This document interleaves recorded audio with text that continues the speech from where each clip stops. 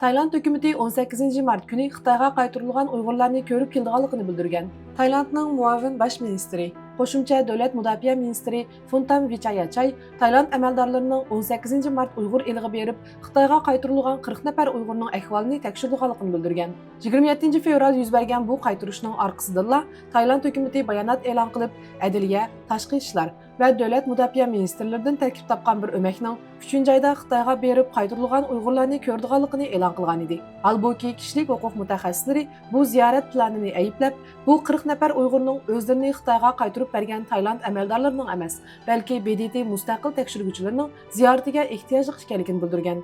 Tayland Millat gazetining xabarida aytilishicha, Tayland parlament a'zosi Rangsiman Rumi hukumatning bu ziyoratga faqat hukumat kontrolligidagi yoki hukumatparast taratqularni tanlaganligini ayblagan. Lekin Phumtham Wechayachai bu jihatdagi ayblashlarni rad qilgan.